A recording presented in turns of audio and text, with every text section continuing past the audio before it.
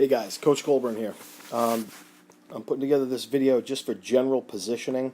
I've noticed that some guys are getting a little bit out of position, and it's real hard for us to be. It seems to be real hard for us to get into position for certain batters. So, just a couple of things. First of all, before I start showing you a field grid, just some general ideas. Is who's up?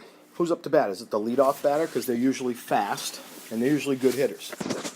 Probably want to play them straight away, which means just average, average depth. Where did he hit it the last time up? If this batter, his first time up, hit it to the second baseman, his second time up, hit it to the first baseman, then everybody on the field might take a step or two towards second or first just to kind of play it that way. It doesn't always work out perfectly, but kind of want to get an idea of where did he hit it his last time up. Is he fast? Is he the chubby guy on the team, the big chubby guy who's kind of slow?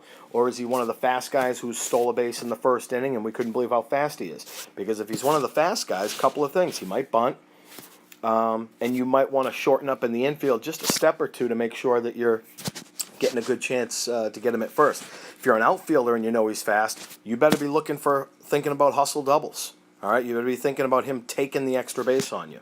So those are some just general ideas to be thinking about when a batter comes up. Is the game close? If it's a close game, we don't want to be taking big gambles. We want to be in straightaway situations. If we're winning by a bunch, you can take a step or two back and play the ball in front of you a little bit. But these are just some general ideas of things you should think about when you're positioning yourself on the field. All right, let's take a look at the field. Hey guys, so here's a field. Obviously our defense is in the black, and the batter runners, or the guys on the other team, are in red. So you can see them down here. All right, right now let's just talk about regular depth. So, leadoff hitter, third baseman, you're always thinking possible bunt. All right, and if you're fast and you're a good hitter on our team, you're always going to be looking at where the third baseman is. Now, some third basemen are going to stay back, and if they do, we really want to try to bunt the ball down the line here. And you can work on that on your own in your lessons, or we can even work on it in practice. It's not a sacrifice bunt. It's a little later than a sacrifice bunt. But anyway, as far as defensive positioning goes, third baseman, we want you up there for at least the first strike. Now, if our pitcher delivers a strike,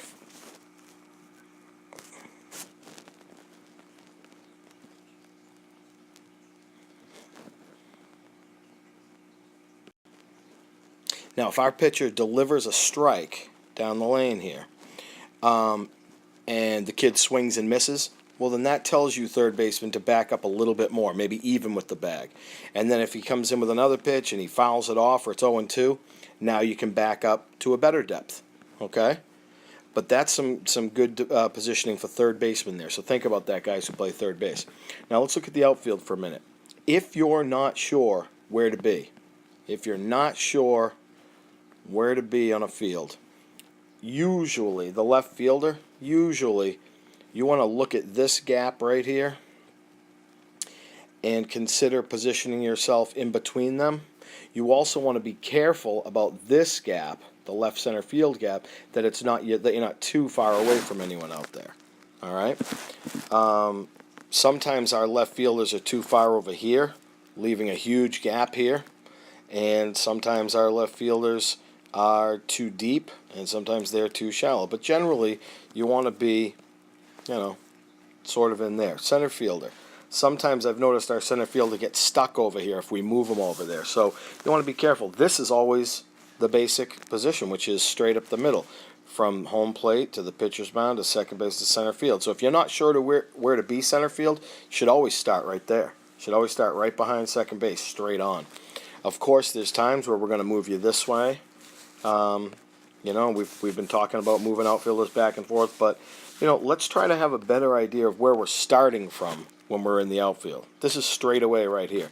This is where we might go with a left-handed batter. We might pull a little bit here, and we might come in a little bit here. The reason being is most left-handed batters aren't going to be going the other way. And so if they do hit it over here, it's generally going to be a little flare or a little pop-up in this area, so we play them a little shallow.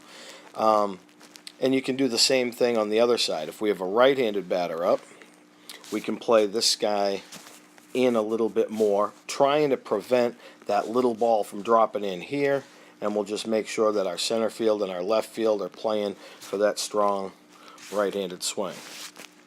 Yes, it leaves a little gap here, but that's also something the second base can take a peek around and see that maybe he wants to play up in there a little bit. You know, we don't want to tinker with that too much. All right, so that's just general positioning, guys. If we have a fast runner-up, something else to consider, Goody, is to come up in here a little bit. I know you like to start back here and you like to work your way in, but you know, they don't do that in the MLB, and there might be a reason for it. So let's just get into a good position and relax so that we can think about what play is coming next. And I would say the same thing over here on this side. Let's get into a good position. Now, second base, we haven't talked about this a lot in practice, but you've got a lot of time, in which case you can kind of play deep on certain hitters if you'd like to, because you do have that luxury of some time over there. But anyway, that's some general positioning, guys. Hope this video helps you, and I hope that come tournament time, we can spend less time with me hollering in and back and left and right, and maybe our outfielders can start peeking in with each new batter. Okay, peek in and I'll give you some signals. But if I don't, if I'm busy on the bench doing something else, I need you guys to start being a little bit more responsible. Who's up to bat? Where did he hit it last time? Is he fast or slow? And also, infielders, turn around and look at these guys. Turn around and make sure they're where you would want them to be, and you can move them around a little bit if you see them. If you see a big gap somewhere, okay. So a little bit more leadership on the field and a little bit better positioning, and hopefully that'll tighten some things up for the tournament. All right, guys, I have another video coming, but here's the first one on general positioning. Thanks.